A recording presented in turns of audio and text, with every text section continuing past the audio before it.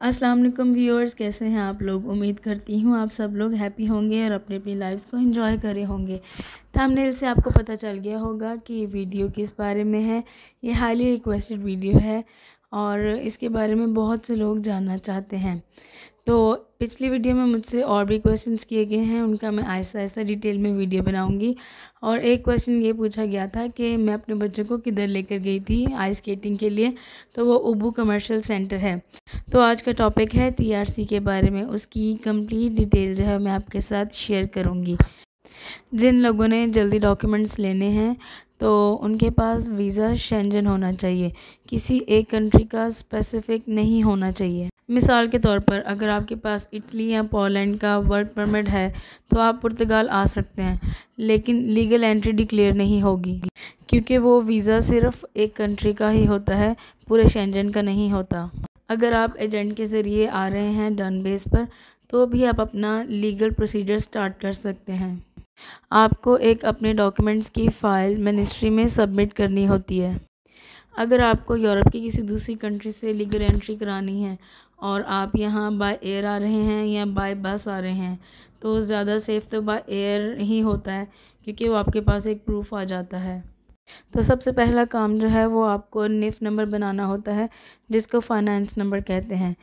Second number पे आ जाता है निस, तो आपको फिर निस से अप्लाई करना होता है, जिसको कहते हैं social security identification number. Third number पे आता है जुनता, यानी कि आपके घर के एड्रेस का प्रूफ। फोर्थ नंबर पे आता है काम का कॉन्ट्रैक्ट।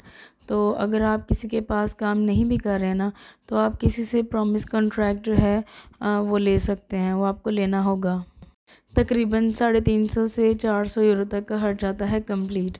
तो आपकी फ़ाइल लॉक हो जाएगी, जिसमें आपका 3-4 दिन का टैक्स भी शो हो जाएगा कि आपने काम किया है। ये करने से आपका लीगल प्रोसेस शुरू हो जाएगा। तो फिर आप पर डिपेंड करता है कि आपको जॉब करनी है या अपना खुद का बिज़नेस करना है। इसमें आपका कम से कम जो टाइम लगता है वो 1.5 साल का है। और अगर आप लीगल आते हैं और आप फुल टैक्स देते हैं तो आप वकील के ज़रिए जल्दी टीआरसी ले सकते हैं।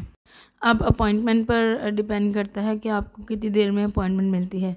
ये तो आपकी लक है कि अगर आपको जल्दी मिल जाए।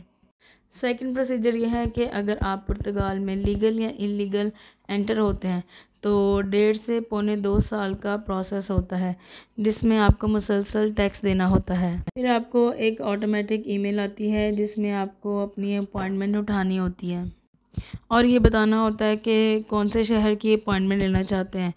इसके बाद आपको अपने कंप्लीट जो हैं डॉक्यूमेंट्स, जैसे कि लास्ट 6 मंथ्स की जो सैलरी स्लिप्स हैं, प्रूफ ऑफ एड्रेस है जिसको जुनता फ्रिगोजिया कहते हैं, original passport, air tickets, boarding pass, ये सब कुछ इंक्लूड होना चाहिए।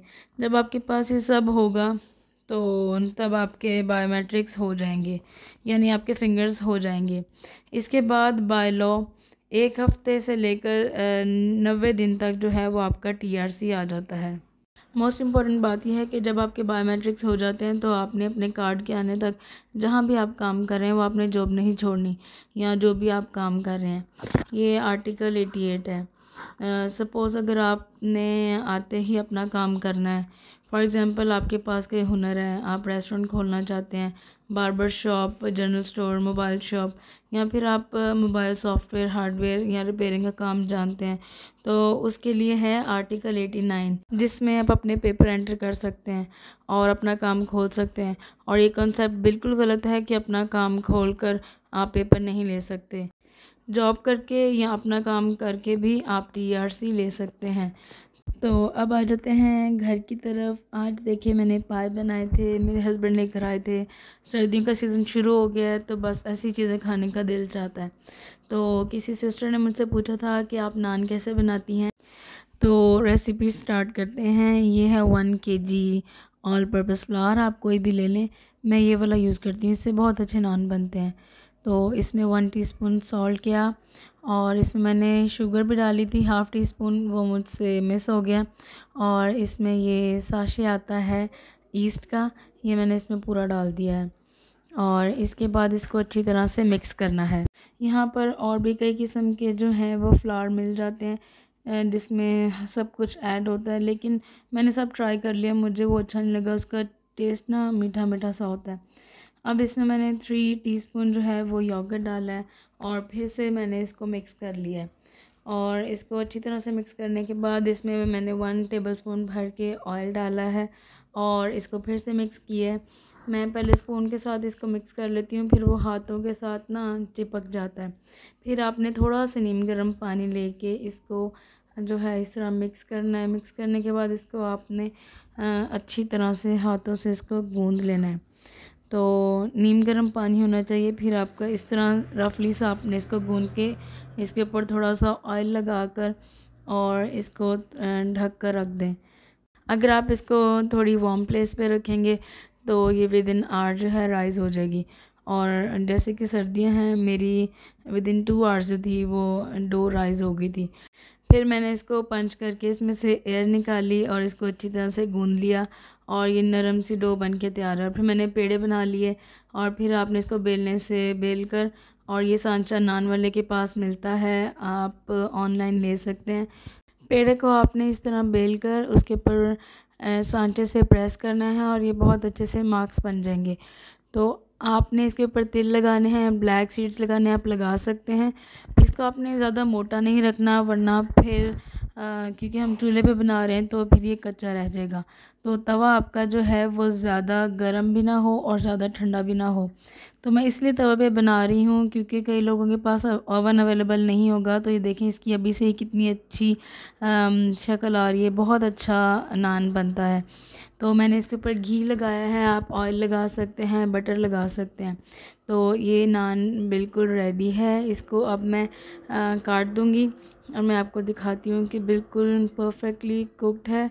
और जो लोग पुर्तगाल में रहते हैं या किसी और कंट्री में रहते हैं, जहाँ भी आप घर पे ऐसे नान बना सकते हैं, बहुत ही अच्छे बनेंगे। और अगर आपके पास सांचा नहीं है तो आपने जैसे लैडल होती है, जैसे डोई कहते हैं जिसको, उससे इस तरह आपने लगा लेने हैं मार्क्स। और उसके बाद ये मैंने नाइफ़ पकड़ी है, नाइफ़ से मैंने इस तरह इसको कट लगा रही हूँ। आपने भी इस तरह कट लगाने हैं। नहीं है सांचा, कोई बात नहीं, आप इस तरह भी बनाएंगे तो भी अच्छे बनेंगे। तो टेस्ट तो वही होता है ना, चाहे हम शेप जैसी मर्ज़ी बनाएं। तो खैर बहुत अच्छा बनता है। नान की रेसिपी भी मुझे किसी ने रिक्वेस्ट की थी पिछली वीडियोस में, तो ये मैंने बना दिया है, देख लें और ट्राई ज़रूर कीजिएगा। अगर आपको ये अच्छा लगे तो कमेंट बॉक्स में ज़रूर कमेंट कीजिएगा। अगर आपके पास ओवन है, आप इसको ओवन में बेक करना चाहते हैं तो 180 डिग्री प्री हीटेड ओवन में आप इसको 7 to 12 मिनट्स रिक्वायर होते हैं बनाने में। अगर आप इसके ऊपर अंडे और दूध को मिक्स करके लगा दें तो ये बिल्कुल रोगनी नान की तरह बनेगा। खैर यहाँ पे मेरी वीडियो ख़त्म होती है। जाते हुए वीडियो को लाइक शेयर सब्सक्राइब और अपना ढेर सारा ख्याल रखिएगा। मुझे दुआ में याद रखिएगा। अगली वीडियो का इंतज़ार कीजिए। अल्लाह हाफिज़।